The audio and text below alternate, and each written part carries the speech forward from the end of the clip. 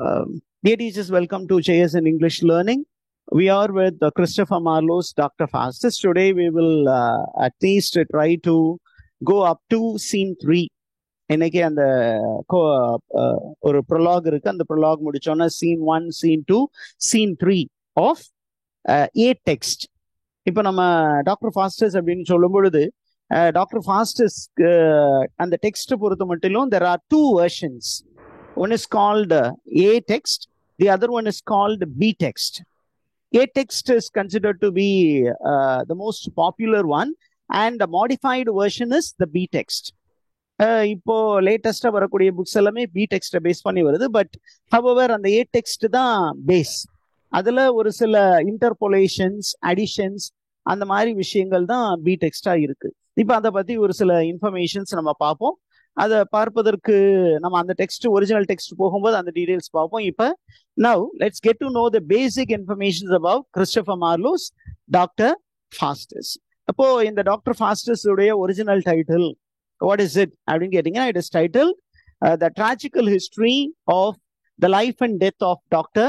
Faustus. Look at the very title.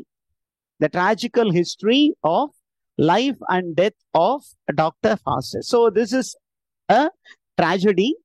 It deals with the life and death of Dr. Faustus. And who is Dr. Faustus? He is a German scholar, and he comes from the German legend. Legend abdina, it is the folk story of historical persons, which is orally transmitted, and later it was recorded. Anga pathina, there was a work called Faust, and this work was actually perfected by a person called Goethe. Goethe என்பவர் ஃபாஸ்ட்னு ஒரு work எழுதியிருந்தாரு. அந்த ஒரு work வந்து அதை பார்த்துட்டு inspire ஆகி Christopher Marlowe wanted to right a work in English. இப்போ இந்த ஒர்க்கை ஏன் கிறிஸ்டோபர் மார்லோ சூஸ் பண்ணாரு அப்படின்னு நமக்கு ஒரு பெரிய கொஸ்டின் வரும். Why was Christopher Marlowe so much inspired by the character of Faust or doctor Faustus? ஏன் அப்படின்னா, he was a man who lived during the peak of Renaissance. And Elizabethan England is considered to be, the Elizabethan age is considered to be the peak of Renaissance. And the Renaissance rebirth of classical learning. அப்படின்னு வரும்பொழுது he presents a man who is very aspiring, ரொம்ப பெரிய aspiring individual, a man who tries to drink to the lees all the disciplines of knowledge. எல்லா disciplines of knowledge கரைத்து குடித்த ஒரு மனிதன். He dares to enter into a zone which was forbidden. கடவுள் அனுமதித்த எல்லா ஃபீல்ட் ஆஃப் நாலேஜையும் அவன் என்ன பண்ணிட்டான், கரைச்சு குடிச்சிட்டான். இப்ப கடவுள் வந்து நீ என்டர் பண்ணக்கூடாது அப்படின்னு ஒரு சில ஏரியாவை வந்து விளக்கப்பட்டதாக சொல்லி இருக்கக்கூடிய அந்த ஜோன்குள்ளார அவன் என்டர் ஆகிறான். He dared to enter. That is the spirit of humanism. Humanism என்று ஒரு இசம் வந்து was actually propagated by Renaissance, focusing on man and his aim. இங்க பாத்தீங்கன்னா, there is a Renaissance man who dares to step into a forbidden zone. He knows that he will be in trouble, but still he wants to make an attempt. He wants to learn what is not to be learned. And the area which is forbidden by the church was black magic, Negromancy. That is a spelling given in the text. Negromancy. Negromancy. Negromancy. And look at namak information sollirundha enna appadina, this text has two versions. இந்த டெக்ஸ்டுக்கு ரெண்டு version உண்டு அப்படின்னு சொல்லியிருக்கோம். அந்த ரெண்டு version அப்படிங்கும் பொழுது it is called, normally it is called A text, B text. A text doesn't have any act wise division. கண்டினியூஸா பாத்தீங்கன்னா ப்ரொலாக் இருக்கும், followed by scenes, and then there is a epilogue. And what is interesting in the play is the presence of the chorus. இந்த நம்ம பாத்தீங்கன்னா Greek playsல பாத்தீங்கன்னா எப்பொழுதுமே there will be the introduction given by the chorus. There will be bloody sequence which will be narrated by the chorus. எதெல்லாம் வந்து அந்த 3 யூனிட்டிஸ்ன்னு சொல்லுவாங்களே, Aristotle speaks about 3 unities.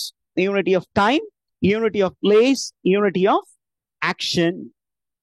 Unity of time அப்படின்னு சொன்னீங்கன்னா, அரிஸ்டாட்டில் அண்ட் இந்த கிரீக் வேர்ல்டுல it was believed that a play was supposed to be a very short one, and it should only deal with actions which take place within 24 hours. 24 மணி நேரத்தில் நடக்கக்கூடிய விஷயங்கள் தான் ஸ்டேஜ்ல ஒரு பிளேவாக இருக்க வேண்டும். யூனிட்டி ஆஃப் பிளேஸ், ஒரே இடத்தில் நடக்கக்கூடிய விஷயமாக இருக்க வேண்டும், அல்லது அந்த இடத்திற்கு பக்கத்துல இருந்து பார்க்கக்கூடிய ஒரு இடத்துல நடக்கக்கூடியதாக இருக்கலாம். Okay. And unity of action, unity of ஆக்ஷன்னா டிஸ்கனெக்டடா இருக்கக்கூடிய action, but action should be continuous. இப்ப கண்டினியூவஸா இருக்கணும் அப்படின்னா அது ஒரே இடத்துல கண்டினியூவஸா நடந்துகிட்டு இருக்கும் 24 மணி நேரத்துக்குள்ளார. இந்த மாதிரி ஒரு 3 யூனிட்டிஸை வந்து அரிஸ்டாட்டில் தியரைஸ் பண்ணியிருந்தாரு. அந்த ஒரு அரிஸ்டாட்டில் தான் என்ன சொல்றாருன்னா, he also speaks about the Greek tradition of having chorus. What is chorus? What is the role of chorus? அப்படின்னா, in the Greek stage, bloodshed was forbidden. Okay. அதாவது ரத்தம் சிந்துதல், போர்க்கள காட்சிகள் ஆகியவற்றை அவர்கள் ஸ்டேஜ்ல காட்ட மாட்டாங்க. ஏன் அப்படின்னு கேட்டீங்கன்னா, it will disturb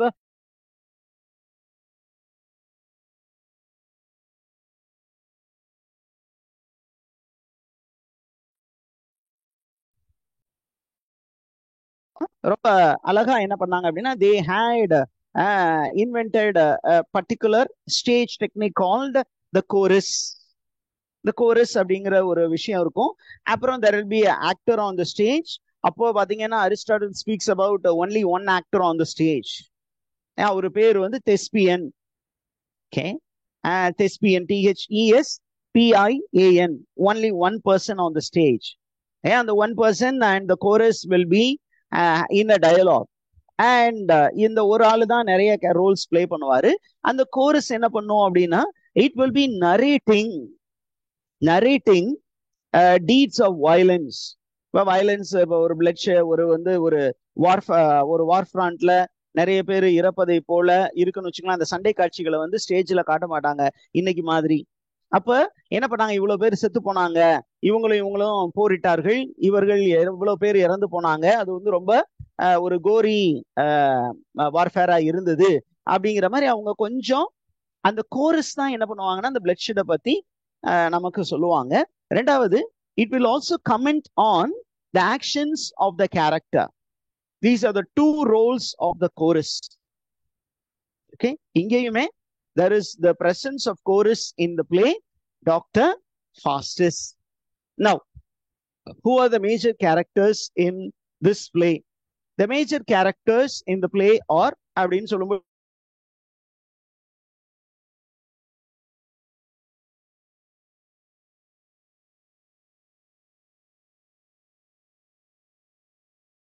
and he is also an expert in medicine.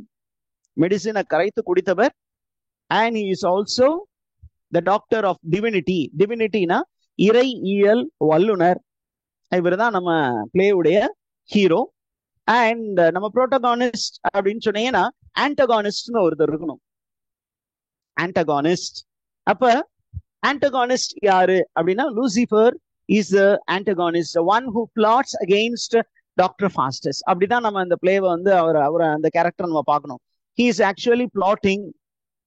நம்ம பின்னாடிதான் அது தெரிய வரும், how Lucifer and the evil ones are plotting. And then we have the presence of Mephistopheles, Beelzebub and the 7 deadly sins.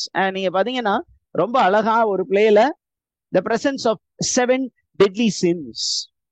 நீங்க பாத்தீங்கன்னா நம்ம morality play Every Man, that is the first play in which 7 deadly sins appear as characters. Okay, make a note of it. Every Man is the first morality play. ஏறக்குறைய 15th centuryல the second halfல இருந்த ஒரு morality play. நம்ம ஏற்கனவே morality playனா என்னன்னு சொல்லியிருக்கோம் இல்லையா? morality playனா a type of play in which virtues and vices, the abstraction of virtue and vices will be personified as characters. Okay, good. இப்ப குட்னஸ்னு ஒண்ணு இருக்கும், அந்த குட்னஸ்ங்கிறது ஒரு கேரக்டரா வரும். அதெல்லாம் அப்டிராக்ட் குவாலிட்டிஸ். அப்டிராக்ட் குவாலிட்டிஸ்க்கு லைஃப் கொடுத்து கேரக்டர்ஸா பிரசன்ட் பண்ணியிருப்பாங்க. And it will also teach a moral. What is a moral? அப்படின்னா the conflict between good and evil. அதே மாதிரி இந்த ஒரு பிளேல பாத்தீங்கன்னா அந்த எவ்ரி மேன் அப்படிங்கிற அந்த ஒரு மொராலிட்டி பிளேவுக்கு அப்புறம் டாக்டர் ஃபாஸ்டஸ் அப்படிங்கிற பிளேல தான் you have a beautiful parade of the 7 deadly sins. Why does the 7 deadly sins appear அப்படின்னு கொஸ்டின் கேட்டாங்கன்னா, it is in order to distract Dr. Faustus and keep him away from turning towards God. அவனை கடவுள் பக்கம் திருப்ப விடாம அவனை distract பண்ணி evil பக்கமே வச்சிருக்க ஒரு முயற்சியை லூசிஃபர் செய்யறான். That is the parade of 7 deadly sins. அதற்கப்புறம் ரொம்ப ரொம்ப முக்கியமான கேரக்டர் அப்படின்னு சொன்னோம்னா it is the chorus. Okay, the chorus they actually comment on the course of action of the play. நம்ம ஓப்பனிங்ல பாத்தீங்கன்னா இந்த பிளேல பியூட்டிஃபுல்லா there is a prologue and there is a main text and there is a epilogue. And the prologue and the epilogue and in between there are 3 times the intervention of the chorus. How many times does the chorus appear in the play Dr. Faustus அப்படின்னு question கேட்டாங்கன்னா 3 times, 3 முறை. Okay, இந்த chorus வந்து appear ஆகும். ஒன்னு ப்ரொலாக்ல and எபிலாக்ல இடையில ஒரு முறை. ஸோ 3 முறை கோரஸ் அப்பியர் ஆகும். அண்ட் நம்ம அப்படி போகும்போது இந்த கோரஸை பத்தி இன்னும் டீடைல்டா பார்ப்போம். Now we have some important informations. We have a character by name Wagner. Who is Wagner அப்படின்னு கேட்டீங்கன்னா, Wagner is a servant and he is also the apprentice of Dr. Faustus. இப்போ டாக்டர் ஃபாஸ்டஸ் வந்து he is an expert. அந்த ஃபீல்டில் அவர் தான் expert. அவர்கிட்ட வந்து ஒரு அப்ரெண்டிஸ் ஒருத்தர் இருக்காரு. And he was also the servant Wagner. And the name Wagner is a very beautiful coinage. ஏன் அப்படின்னு கேட்டீங்கன்னா, இங்க Christopher Marlowe wanted to show that everything is under Dr. Faustus. அதுக்காக he has also brought the name of a German musician, a great German musician's name is Wagner. அந்த name வந்து யாருக்கு கொடுத்திருக்கா? The apprentice or the servant of Dr. Faustusக்கு அந்த name கொடுத்திருக்கார், Wagner. And நமக்கு ஒரு சில question பேப்பர்ல, இது வந்து யூனிவர்சிட்டி கொஸ்டின் பேப்பர்ல ஒரு சில கொஸ்டின்ஸ் இருக்கு. என்ன கொஸ்டின் அப்படின்னா, who inherited the property of Dr. Faustus after his death? Okay, Doctor ஃபாஸ்டஸ்னுடைய எல்லா ப்ராப்பர்ட்டியும், ஏன்னா டாக்டர் ஃபாஸ்டஸ் நிறைய சம்பாதிச்சு வச்சிருந்தான். he was an expert in almost all the disciplines, particularly in medicine. அப்ப அந்த மெடிசனை வச்சு நிறைய தங்கம்லாம் சம்பாதிச்சு வச்சிருந்தான், வெள்ளி எல்லாம் சம்பாதிச்சு வச்சிருந்தான். அப்ப அவன் இறந்ததுக்கு பிற்பாடு அந்த சொத்தெல்லாம் யாருக்கு போய் சேர்ந்தது அப்படின்னா, ஆட்டோமேட்டிக்கலி அவனுக்கு he was not a married man, he is a bachelor. அப்ப automatically all the property went to the servant Wagner. Now அதற்கப்புறம் you have 2 important characters. யார் இந்த கேரக்டர்ஸ் அப்படின்னு கேட்டீங்கன்னா, these characters were magicians. They were the ones who were practicing black magic, necromancy, and their name had a very bad reputation in Germany. And Germany-லையும் சரி, around Germany-லையும் people dreaded these 2 names because they were practicing forbidden art. யாரும் இந்த ஆர்ட்டை வந்து practice பண்ணக்கூடாதுன்னு சொல்லி வச்சிருந்தாங்க. அந்த ஆர்ட்டை இவங்க 2 பேரும் பிராக்டிஸ் பண்ணிக்கிட்டு இருந்தாங்க. They were named as Valdis and Cornelius. நமக்கு இந்த பிளேல என்ன இன்ஃபர்மேஷன் இருக்கு அப்படின்னா, these men were great scholars in Germany and they were like Dr. Faustus, very popular. But அவங்க என்ன பண்ணாங்க, at one point of time they wanted to explore the unexplored area. யாரும் எக்ஸ்ப்ளோர் பண்ணாத ஏரியா, அந்த ஏரியாக்குள்ள போய் we need to have complete control over the evil spirits. By doing so we can become immortal. நாம் வந்து சாகாவரம் பெற்று விடலாம், கடவுளை போல் மாறிவிடலாம் என்று அந்த இன்டெலெக்சுவல் பிரைடால் தூண்டப்பட்டு, that is the tragic flaw of Valdis Cornelius and Dr. Faustus. We do not know about the fate of Valdez or Cornelius, but we know about Dr. Faustus and his fate. Dr. Faustus was swollen with pride. அப்படியே வீங்கி அப்படியே வெடிக்கிற அளவுக்கு போயிட்டான். கடைசியா வெடித்தும் போய்விட்டான். அப்படிதான் நமக்கு ப்ரிஃபெஸ்ல அழகா கோரஸ் சொல்லுது. He was swollen with pride. pride தான் அவனுடைய ஃபாலுக்கு காரணம். அப்ப இந்த வால்டஸும் கொர்னேலியஸும் என்ன பண்றாங்க அப்படின்னு சொன்னீங்கன்னா, they were practicing black magic and they often visited Dr. Faustus. Doctor Faustus அப்பப்ப பார்த்து இந்த மாதிரி ஒரு ஆளு நம்ம பக்கத்துல இருந்தா நல்லா இருக்கும் அப்படின்னு சொல்லிட்டு அவருக்கு என்ன பண்றாங்க, அப்படியே வலை வீசி பாக்குறாங்க. டாக்டர் ஃபாஸ்டஸ் வலையில விழுகிற மாதிரி இல்லை initially, because he was a very strong Christian. But there was a time when he thought of the uselessness of the knowledge that he has acquired. நான் படிச்சு எல்லாமே கரைச்சு குடிச்சிட்டேன், இதுக்கு மேல எக்ஸ்ப்ளோர் பண்றதுக்கு ஒன்றும் இல்லை, அதனால let me try நீக்ரோமான்சி. அப்ப இந்த நீக்ரோமான்சியை பத்தி யாரோ நம்மகிட்ட சொல்லிட்டு இருந்தாங்களே, யாரு அப்படின்னு யோசிக்கிறான். அப்ப he is reminded of Valdez and Cornelius. அப்ப அவன் என்ன சொல்றான், he is sending a word via வேக்னர்ட்ட சொல்லி, போய் ஜென்டில் வால்டஸையும் கார்னேலியஸையும் கூட்டிட்டு வா, let them instruct me about black magic. That is how Dr. Faustus learns black magic. அதற்கப்புறம் பாத்தீங்கன்னா doctor Faustus black magic practice பண்ணலாம்னு நினைச்ச நேரத்துல you have the appearance of the good angel and the bad angel. இவங்க எதை குறிக்குது அப்படின்னா, நம்மளுடைய கான்சியன்ஸ்குள்ளார ரெண்டு கேரக்டர்ஸ் இருக்கு. நம்மளுடைய ஒவ்வொருத்தருடைய அந்த மனசாட்சி, அந்த மனசாட்சியிலே நல்ல மனசாட்சி, தீய மனசாட்சி. இந்த நல்ல மனசாட்சி என்ன பண்ணோம்னா, டாக்டர் ஃபாஸ்டஸ் நீக்ரோமான்சி பக்கம் போக விடாம தடுக்க முயற்சி பண்ணும், அப்பப்ப கடவுளை பத்தி ஞாபகப்படுத்தும். ஆனா இந்த தீய மனசாட்சி எப்பொழுதுமே இவனை நீக்ரோமான்சி பக்கமும் லூசிபர் பக்கமும் இழுத்து செல்வதே வேலையாக இருக்கும். இந்த ரெண்டு கேரக்டர்ஸும் அடிக்கடி டாக்டர் ஃபாஸ்டஸ் கிட்ட பேசிக்கிட்டு இருக்கிற மாதிரி தான் கதை அமைப்பு இருக்கும். இதற்கப்புறம் பாத்தீங்கன்னா நமக்கு நிறைய கேரக்டர்ஸ் இருக்க போது. என்ன அப்படின்னு பாத்தீங்கன்னா, doctor Faustus when he starts practicing black magic after signing a bond with Lucifer, அவன் தன்னுடைய ரத்தத்தினால் ஒரு சாசனம் எழுதி கொடுக்கிறான். என்ன அப்படின்னா, for period of time he wants complete control over the evil spirits. அவன் நினைச்ச விஷயம்லாம் செய்யணும். at the end of the the time period he is ready to give his soul. ஒரு ஆன்மாவுக்காக லூசிஃபர் தேடி அலைகிறான் அப்படிங்கிற ஒரு கான்செப்ட் இந்த பிளேல இருக்கு. எப்பொழுது ஒரு மனிதன் தனது ஆன்மாவை இந்த ஹெல் பக்கம் கொடுக்க முயற்சி செய்யறோம், அப்ப ஹெல் என்ன பண்ணுவோம்னா, will be ready to take him inside. அந்த மாதிரி ஒரு கான்செப்ட் இருக்கு. அப்ப அவன் போற வழியில நிறைய காமிக்கல் கேரக்டர்ஸ் நமக்கு இருப்பாங்க. யாரெல்லாம் அந்த காமிக்கல் கேரக்டர்ஸ் அப்படின்னா, Robin and Dick, they play the role of the clowns. And அதுக்கப்புறம் பாத்தீங்கன்னா there will be a horse courser and Carter, Winter, hostess. Then Martino, Frederick, Benvolio. In the மூணு பேரும் Martino, Frederick, Benvolio, they are very important characters because they are the gentlemen at the emperor's court. அதற்கு அப்புறம் பாத்தீங்கன்னா you have 7 deadly sins personified as characters.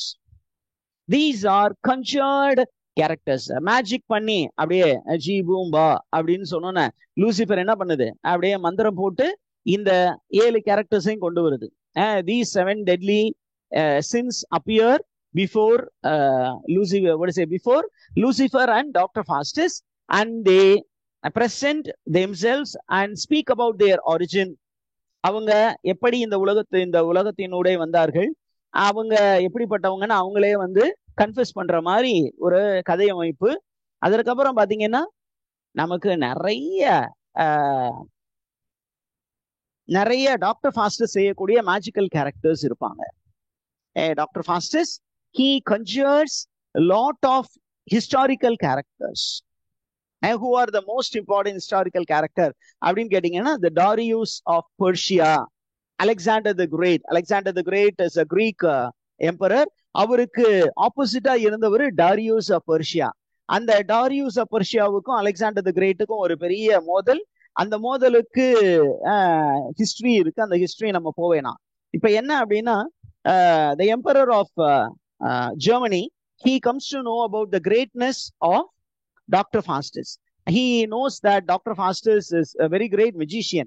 அதனால அவர் என்ன பண்றாரு, கூப்பிட்டு விடுறாரு. டாக்டர் ஃபாஸ்டஸ் நீங்க வந்து எனக்கு கொஞ்சம் மேஜிக் சொல்லுங்க அப்படின்னா இவர் என்ன பண்றாரு, ஓகே நான் உங்களுக்கு செய்யறேன், உங்களுக்கு என்ன வேணும் அப்படின்னா ஹீஸ் எம்பரர். அப்ப அவர் சொல்றாரு, எனக்கு இந்த டாரியஸ் ஆஃப் பெர்சியாவை பார்க்கணும், அலெக்சாண்டர் த கிரேட்டை பார்க்கணும்.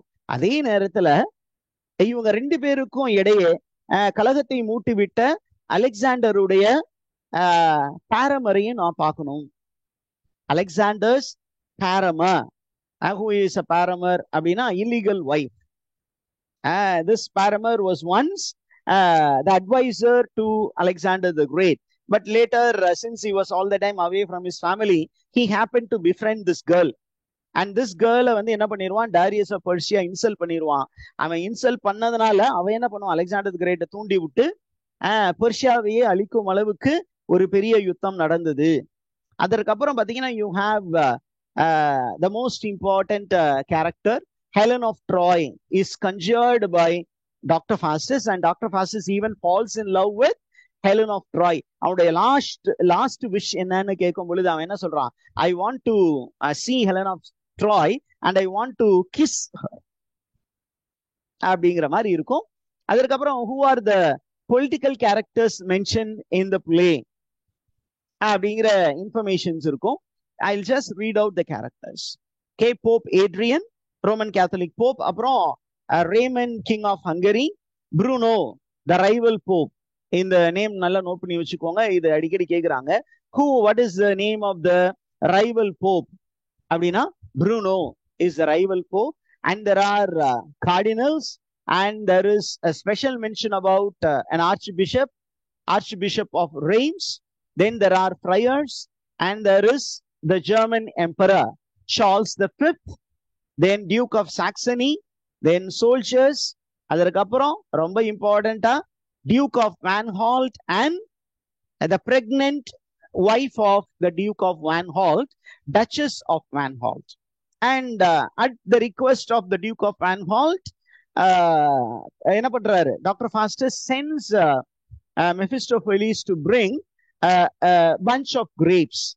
அதுல என்ன சார் கிரேட் அப்படின்னு கேட்டீங்கன்னா, இது ஏறக்குறைய நீங்க பாத்தீங்கன்னா he brings grapes at a time when grapes do not grow in Europe. ஐரோப்பாவில் கிரேப்ஸ் வந்து வளராத அந்த காலகட்டத்தில் என்ன பண்றாரு, இவரு கிரேப்ஸ் வந்து ப்ரொடியூஸ் பண்ணும் பொழுது that shows the power that Dr. Faustus wields over the spirits. இது இல்லாம நமக்கு மைனர் கேரக்டர்ஸ் இருக்காங்க. ரொம்ப முக்கியமான minor character is the old man. This mysterious old man will appear in the last but one scene, and he will earnestly urge Dr. Faustus to repent and believe in the mercy of God. கடவுள் மிகவும் இரக்கமுடையவர். அவர்கிட்ட போனீங்கன்னா இப்ப கூட late கிடையாது, last மினிட்ல நீங்க ஐயா ஆண்டவரே இயேசு கிறிஸ்துவே என்னை காப்பாத்துங்க, நான் தப்பு பண்ணிட்டேன்னு சொன்னீங்கன்னா அவர் என்ன பண்ணுவாராம், டக்குன்னு வந்து உன்னை காப்பாத்திடுவாரு. Don't think that you are damned. இப்போ இந்த பிளேல ரொம்ப முக்கியமான ஒரு சில கான்செப்ட்ஸ் அதை நல்லா கேட்டு நோட் பண்ணிக்கோங்க. அது நம்ம டெக்ஸ்ட்லயும் இருக்கு, இருந்தாலும் I want you to note. என்ன அப்படின்னா, this play deals with Dr. Faustus' firm belief in the concept of damnation. He believes in sin, and the end point of sin is eternal damnation. ரெண்டு விஷயம். ஒண்ணு வந்து doctor Faustus என்ன நம்புறாரு அப்படின்னா, பாவத்தின் சம்பளம் மரணம். What is the ultimate result of sin அப்படின்னு, இட் இஸ் டெத்.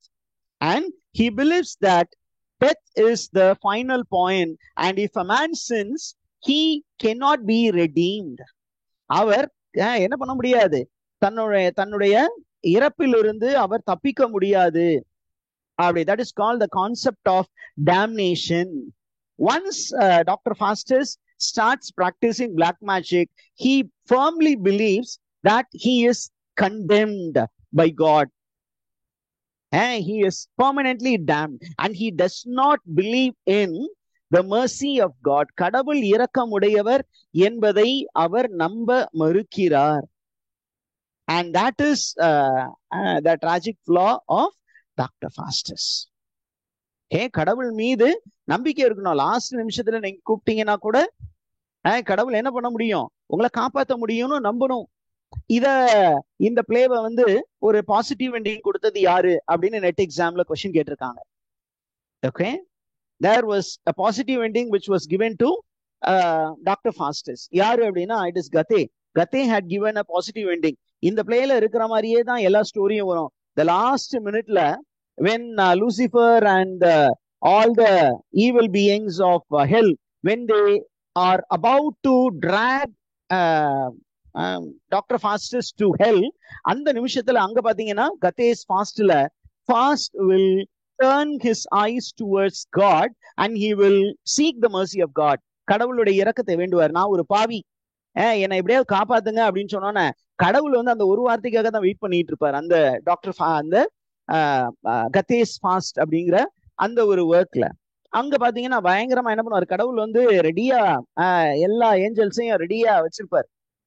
அவன் வந்து நம்ம பக்கம் திரும்பி கடவுளே என்னை காப்பாத்துங்கன்னு சொன்னா உடனே போ அப்படின்னு சொன்னோன்னே immediately when Dr. Faustus seeks for mercy, when he is apologizing, the next moment the whole legion of angels, they come and they take Dr. Faustus and they leave Dr. Faustus on the bosom of God Almighty. கடவுளுடைய மடியில கொண்டு போய் doctor Faustus உட்கார வைக்கிறாங்க. ஏன் அப்படின்னா கடவுளுக்கு அந்த அளவுக்கு டாக்டர் ஃபாஸ்டஸ் மேல பாசம் இருந்தது அப்படின்னு கத்தே சொல்றாரு. இவரு he is a master of tragedy. He wanted to teach a moral lesson. அதனால என்ன பண்ணிருக்கிறாரு Christopher Marlowe, he has converted the play into a tragedy. Did you follow these teachers? Yes, sir. Okay, let me stop this recording.